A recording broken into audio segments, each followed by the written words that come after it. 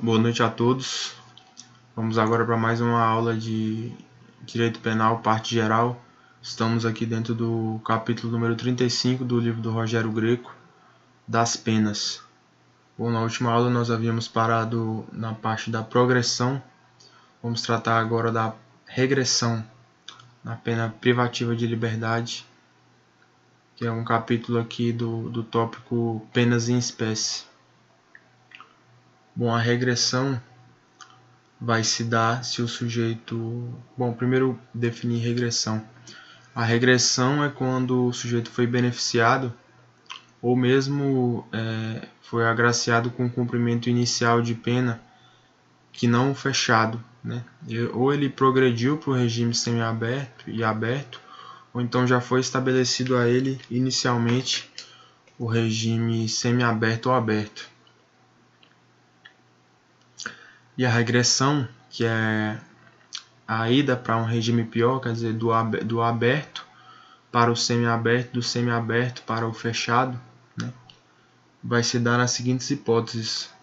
Quando o sujeito praticar uma falta grave, né, que é definida como um ato de subversão da ordem, né, uma fuga, né, a posse de uma arma, né, a provocação de um acidente, né, isso tudo dentro ali do sistema penitenciário, né, o descumprimento de condições impostas a ele pelo juiz, no caso do regime aberto, semiaberto, e a inobservância de deveres, né, aqui em qualquer regime, né. Ou então, se o sujeito praticar um crime doloso, né, vamos supor que o sujeito tenha sido beneficiado com a ida para o regime aberto e ele pratique um crime doloso, isso é uma hipótese também que haverá regressão de pena, né. Se sobrevier uma condenação por um crime anterior, vamos supor que o sujeito praticou um crime, transitou em julgado, foi preso, né, começou a cumprir a pena, obteve a progressão, e aí um crime que ele havia praticado antes de ser encarcerado, sobrevém o julgamento desfavorável a ele, e aí a regressão de pena, a regressão de regime, vai depender do somatório da pena, quer dizer, da pena pelo crime que ele está cumprindo no momento, e da pena da condenação superveniente, né? Se esse somatório resvalar em algum dos prazos que nós tratamos na aula anterior, quer dizer, de fixação do regime inicial, aquele prazo entre 4 e 8 anos para o semiaberto, superior a 8 anos para o fechado, etc. Se por acaso, vamos supor, ele foi condenado no primeiro crime a uma determinada pena, e aí foi para o regime aberto, e ainda faltavam aí, vamos supor, 3 anos de cumprimento de pena, e aí sobrevém uma pena de uma condenação à pena privativa de liberdade de 10 anos. Então ficaram aí 13 anos de pena. Nessa hipótese, o juiz tem que promover a regressão ao regime fechado, né? Uma vez que ele extrapola ali as balizas, né, de fixação do regime, no caso o regime fechado, sempre que a pena de reclusão for superior a 8 anos.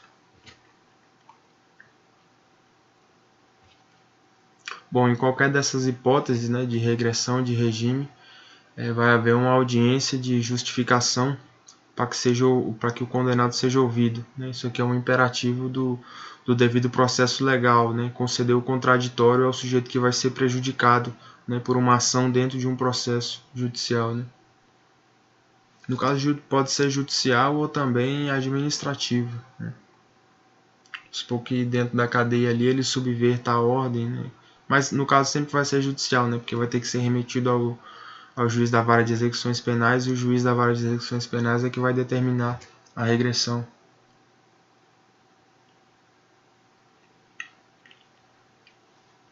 Bom, dentro do presídio, dentro do estabelecimento penal, em tese é para haver a seguinte divisão, né? A divisão de acordo com a natureza do delito, né? Quer dizer, os sujeitos que praticaram crimes mais graves de um lado, os que praticaram crimes menos graves de outro. A separação por idade também. E, claro, uma segregação por sexo, né? Homens em um local, mulheres em outro, né? Isso tudo aqui em tese, né? Acho que o único que é cumprido aqui, de fato, é a questão da separação realmente por sexo. Quanto aos direitos do preso, em tese, ele tem todos os direitos que não foram atingidos pela privação da liberdade. Quer dizer, qualquer direito que não esteja relacionado à privação da liberdade, à restrição da liberdade de locomoção, está, né, resguardado ao preso, né? Por exemplo, o direito, sobretudo, à dignidade, né? É um direito do preso, né? Tudo que não tem a ver com a privação da liberdade, o preso não perdeu, né? Não é por estar preso ali que foram subtraídos a ele todos os seus direitos, né? Que a Constituição deixou de valer em relação a ele, né? Que na verdade ele passou a não poder mais invocar os seus direitos constitucionais, né? Isso não ocorre, né? Ele somente está privado da liberdade. Claro, ele não vai poder alegar ali o direito à livre locomoção, né? Mas os seus outros direitos estão resguardados, né? Sobretudo o direito à dignidade, né? De não ser humilhado, não ser submetido a tratamento degradante.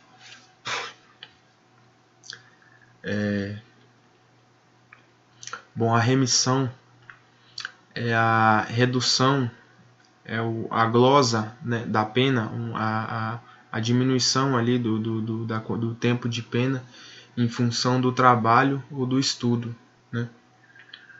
Isso aí se dá por questões de ressocialização do preso, né? Quer dizer, o preso que está trabalhando, que está estudando, ele tem uma chance maior de ressocialização, né? E a sociedade quer isso, né? Então ele recebe um incentivo para que trabalhe e para que estude, né? Nesses casos, sempre o salário dele nunca vai ser inferior a 3/4 do salário mínimo, né? Não pode receber menos que isso. Então vai ser o seguinte, ele não tem a garantia do salário mínimo, né, que os trabalhadores em geral têm, mas ele tem a garantia do salário não inferior a 3/4 do salário mínimo, né? E a remissão vai ser 3 dias de trabalho por um dia de desconto da pena. Quer dizer, a cada 3 dias que ele trabalha, se desconta um dia da pena dele. E vamos supor que ele sofra que involuntariamente, né, ocorra ali um acidente de trabalho. Vamos supor que ele estava trabalhando ali numa serralheria ali dentro da prisão, etc, e corta a mão, corta o dedo, coisa que o valha, e fica impossibilitado de trabalhar. A remissão continua a ser contada, né, mesmo ele estando sem trabalhar. E o trabalho, em tese, é ao mesmo tempo um direito e um dever do preso, né, em tese, né. Bom, se no curso do cumprimento da pena houver a superveniência de uma doença mental, né, e aí mediante o análise do magistrado, a perícia, etc., o sujeito vai ser encaminhado, vai ser imposta a ele uma medida de segurança, né, ele vai ser encaminhado para o hospital de custódia, né. Pode acontecer, o cara ficar louco, né, ali dentro da cadeia, né. Bom, a detração. Detração é também um corte na pena, uma diminuição na pena, um abatimento. Na verdade, o termo seria esse, um abatimento na pena imposta a título de condenação, né? Um abatimento por conta do tempo de prisão provisória do sujeito, né? O tempo ali de prisão da prisão preventiva, né? Da prisão provisória, até mesmo da internação provisória, no caso dos inimputáveis, né, dos loucos, né. Então vai haver um abatimento. Vamos supor que o sujeito foi condenado ali a 10 anos de prisão na sentença, né, mas ele já estava preso preventivamente, vamos supor, há 2 anos. Então esses 2 anos já vão ser abatidos diretamente da pena dele, né. No caso, vão restar 8 anos a cumprir. E essa prisão provisória, né, que é tratada como gênero, né, que pode ser tanto a prisão temporária quanto a prisão preventiva, ela pode ter ocorrido no Brasil ou no estrangeiro. Vamos supor que o sujeito estava preso no exterior, foi foi enviado ao Brasil, foi extraditado para o Brasil, né? O tempo que ele passou preso no estrangeiro vai ser computado na pena dele, da mesma maneira. E no caso da internação, né? No caso dos inimputáveis, dos submetidos à medida de segurança, esse tempo de abatimento vai ser contado para a realização do primeiro exame criminológico, que é o exame de avaliação, né? Para ver se o sujeito está apto a retornar ao convívio social ou não, né? E o prazo mínimo desse exame é de 1 a 3 anos, né? Então o sujeito ficou internado provisoriamente, sei lá, 11 meses, né? Então vai faltar um mês para que ele seja avaliado, né? Para que ele seja submetido ao exame criminológico. A detração é isso, é contar o tempo que o sujeito já passou submetido ali. Na verdade, não seria uma pena, né? Uma medida de cautela, mas essa medida de cautela é imputada ali a pena que foi imposta ao sujeito.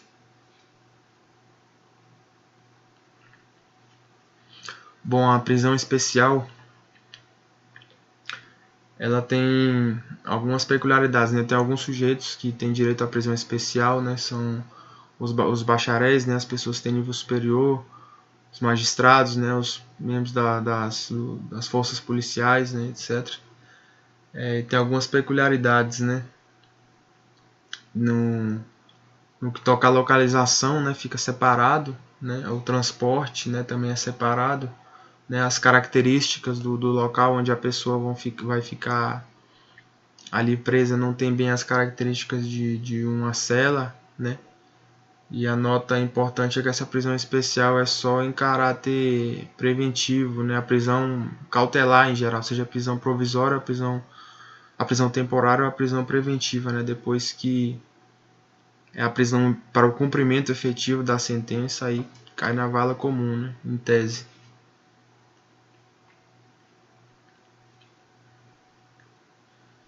A prisão domiciliar, né, chamada de prisão albergue domiciliar, mas na verdade, como não existe albergue, acaba sendo a prisão domiciliar, né? Ela pode ser imposta, né, a critério do magistrado ao sujeito maior de 70 anos, né, ao portador de doença grave, né, a pessoa que tem um filho menor ou deficiente, né, que dependa dos cuidados, né, da pessoa que está presa, né, a gestante, né, e na inexistência de casa do albergado, né, que não existe na verdade, ou ao menos não existe em número suficiente, a pessoa fica em prisão domiciliar mesmo.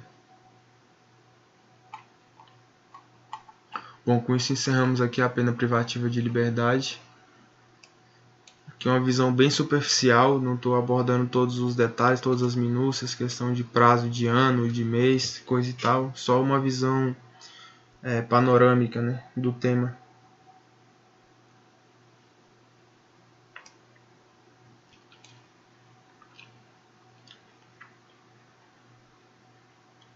Bom, passar agora as penas restritivas de direito, né? Os fundamentos para a imposição das penas restritivas de direito são os seguintes. É a visão de que o ambiente do cárcere deve ser evitado, né? Que o ambiente do cárcere ele é corruptor, né? Ele violenta o ser humano, né? E ele deve ser destinado só aos criminosos mais graves, né? mais nocivos, mais perigosos, né? E a visão do fracasso aqui nas palavras do Rogério Greco, o fracasso da prisão como agência terapêutica, né? A prisão não vai servir para o cara sair dali um cara recuperado ou regenerado, né? Pelo contrário, vai tornar ele pior. Então, se tiver um meio de que a sanção penal cumpra seu papel sem o sujeito ir para a cadeia, né? Sem o sujeito ir para a prisão, isso é preferível, né? E também há o entendimento de que para determinados crimes a pena restritiva de direito é suficientemente forte para a proteção daqueles determinados bens jurídicos, né? Vamos supor, por exemplo,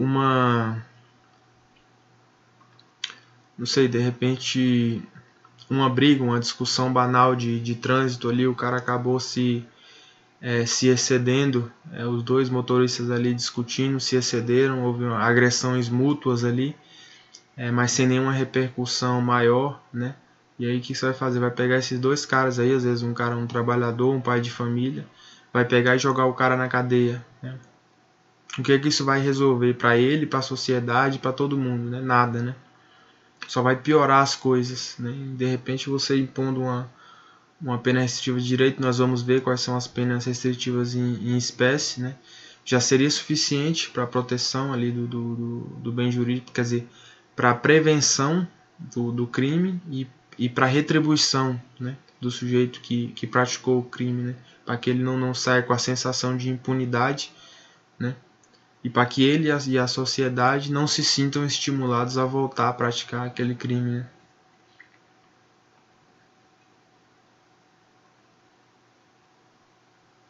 Bom,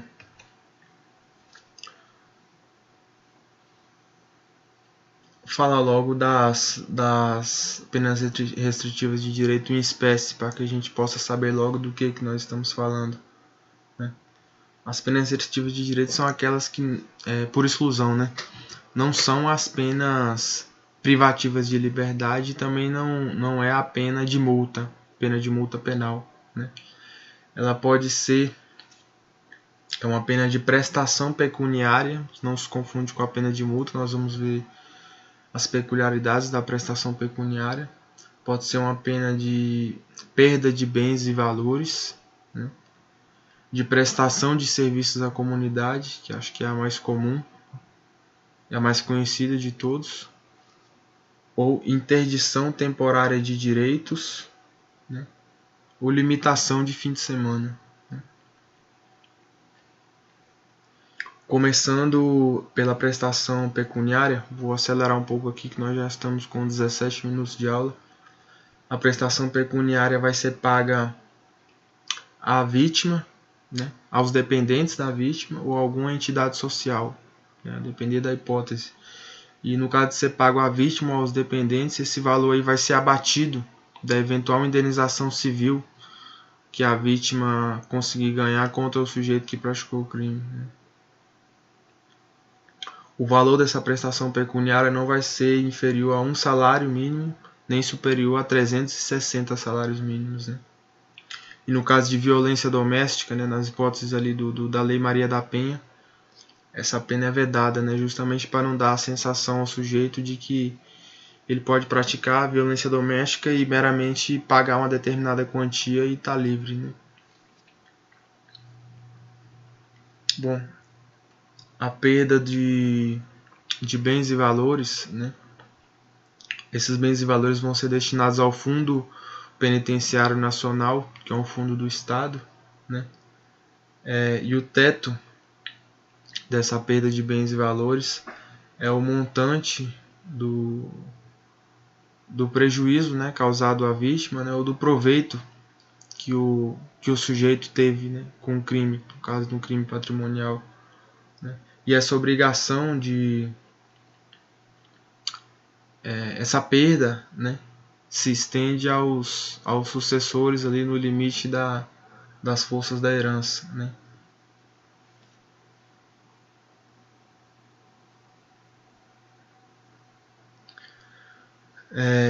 A prestação de serviços à comunidade consiste na prestação de tarefas gratuitas, né?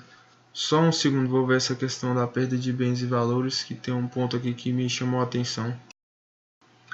Isso aqui exatamente é porque o artigo 5º, né, no inciso aqui 45, né, XLV, né, é mais fácil, ele trata ali do princípio da intranscendência das penas, né, mas ressalva justamente aqui, o Rogério Greco fala: devemos destacar a redação do artigo 5º, 45 do artigo 5º da Constituição Federal, que, embora asseverando que nenhuma pena passará da pessoa do condenado, ressalva a possibilidade de a obrigação de reparar o dano e a decretação de perdimento dos bens ser, nos termos da lei, estendida aos sucessores e contra eles executadas até o limite do valor do patrimônio transferido. Então isso aqui é uma exceção, né, uma ressalva ao princípio da intranscendência das penas.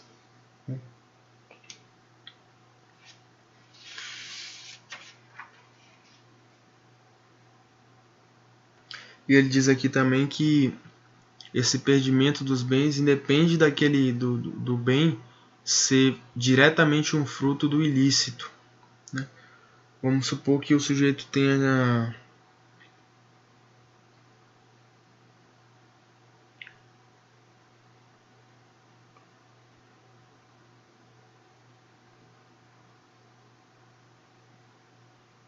aqui, ó, que o Luiz Flávio Gomes fala: só cabe o confisco dos instrumentos do crime, instrumenta celeres, e dos produtos do crime, producta celeres, ou do proveito obtido com ele, isto é, bens intrinsecamente antijurídicos, quer dizer, ilícitos.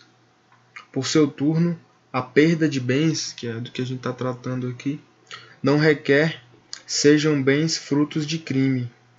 O que o condenado vai perder são seus bens ou valores legítimos, os que integram seu patrimônio lícito. Nesse caso, portanto, dispensa-se a origem ilícita deles, né?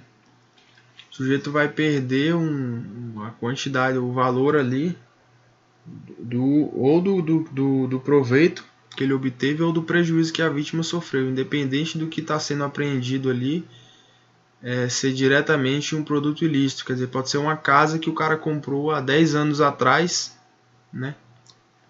Um automóvel que ele comprou ali há 20 anos atrás e vai pro pau do mesmo jeito. Bom,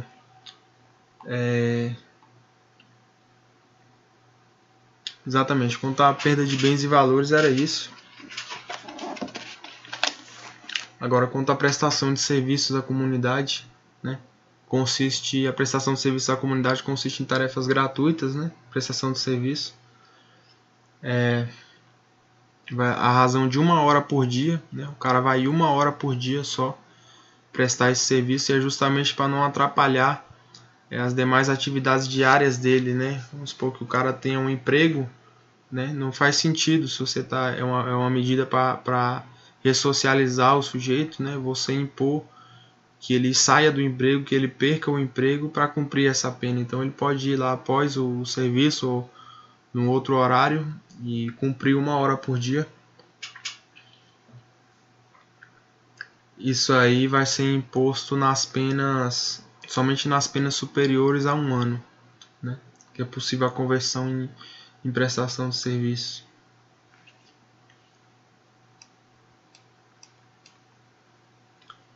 Bom, a interdição temporária de direitos, né, vai ter a mesma duração da pena privativa de liberdade. Vamos supor que a pena do sujeito foi de 3 anos. Então, se for convertida, se ele obtiver a conversão em pena restritiva de direito, no caso, em interdição temporária de direito, a interdição temporária de direito vai durar 3 anos, né? E as espécies são as seguintes, né? É a proibição do exercício de cargo ou profissão, né? Que é aplicável justamente quando o sujeito usa aquele cargo ou aquela profissão para um fim ilícito, né? Promove uma distorção criminosa ali do cargo ou da profissão, né? Supor não sei, de repente um médico que o cara arrancava órgãos das vítimas, né, para fazer transplante ilegal e tal, sem a pessoa saber, né? Um médico que usava, esses médicos que tem aparecido aí, que usa a profissão para estuprar, né, as pacientes, né, coisa e tal. Ou o sujeito que se vale de um cargo, né, de funcionário público para praticar crime, né? Pode ser aqui a suspensão da Carteira Nacional de Habilitação, né?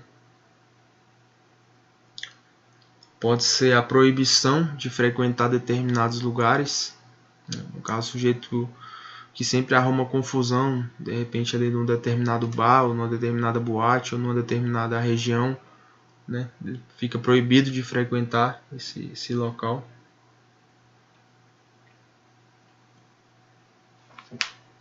Seria isso. E a limitação de fim de semana seria o seguinte: o sujeito se recolher nos fins de semana durante 5 horas, né, numa casa de albergado, né, e na inexistência de casa de albergado, na própria casa dele mesmo, no próprio domicílio. Agora, isso aqui me suscitou uma dúvida, eu vou dar uma olhada aqui. Não. Bom, é exatamente isso, meus caros. É porque eu achei risível aqui o sujeito, durante 5 horas no sábado e 5 horas no domingo, ficar recolhido à própria casa, né? Mas é isso mesmo. Bom, quanto aos requisitos para a conversão da pena privativa de liberdade em pena restritiva de direitos, há requisitos objetivos e há um requisito subjetivo, né?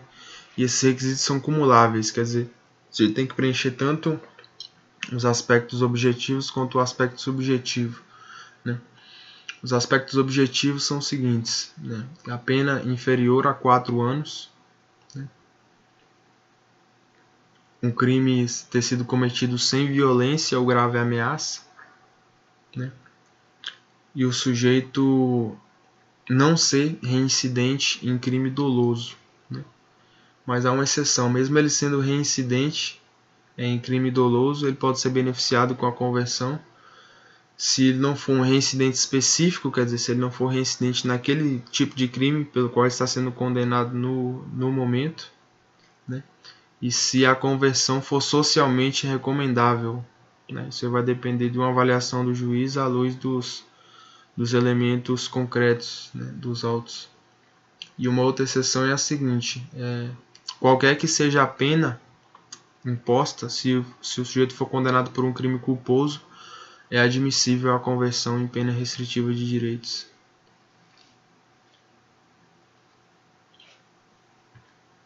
Bom, a duração da pena restritiva de direitos é a mesma da pena privativa de liberdade, né? Nas hipóteses de prestação de serviço, interdição de direito, limitação de fim de semana, todas as penas, né? Mas no caso da pena do artigo 28, né, que é a pena ali de porte de drogas para consumo próprio, não é bem uma pena alternativa, né? É a pena principal fixada para o delito, né, do artigo 28, né, porque o delito do artigo 28 não prevê a imposição de pena privativa de liberdade, e ele prevê diretamente a pena alternativa, né, entre elas a prestação de serviço à comunidade, que no caso vai ter como limite 5 a 10 meses, né, a depender de alguns matizes lá da lei que eu não anotei aqui e não vou entrar nisso agora.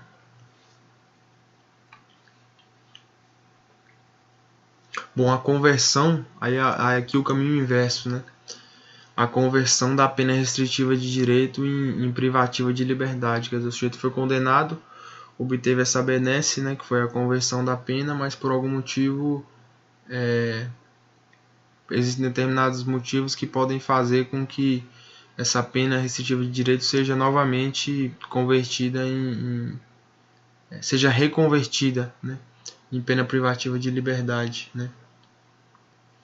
Os requisitos são o descumprimento injustificado, né, a alguma das condições impostas pelo magistrado, né, a restrição, vamos supor, o sujeito ali na limitação de fim de semana, o sujeito não se recolheu, né, no período devido, né, ou não foi prestar os serviços, né, que foram a ele impostos, né, não deixou de frequentar os locais, né, que ele deveria se abster de frequentar, né, outra hipótese, se sobrevier uma condenação por outro crime, né? E o somatório das penas não permitir mais, não está mais dentro das hipóteses ali de admissibilidade de conversão, né, das penas, né? Aqui eu me remeto à explicação da regressão, né? Quer dizer, o sujeito praticou 2 crimes, e aí pelo último crime ele foi condenado, a pena transitou em julgado, ele começou a cumprir a pena, obteve a conversão, né? E aí aquele primeiro crime transitou em julgado depois, né? Vamos supor, ou foi imposta uma sentença em segunda instância depois, e foi determinado o início do cumprimento da pena, e o somatório da pena imposta em relação ao crime que o sujeito está cumprindo no momento, e a pena que foi imposta depois, se essa pena for extrapolar aquele limite objetivo lá de 4 anos, né, vai haver a conversão da pena restritiva de direito em pena privativa de liberdade, né, pelo somatório das penas. Bom, meus caros, por hoje é isso. Aí terminamos a pena privativa de liberdade. Passamos aqui muito rapidamente, de forma bem superficial, pelas penas restritivas de direito. Na próxima aula, então, nós vamos tratar da multa, né? E, se possível, vamos entrar já na questão da aplicação da pena, que é um tema bem... do modo de aplicação da pena, né? Que é um tema bem extenso também. Obrigado pela atenção, boa noite a todos.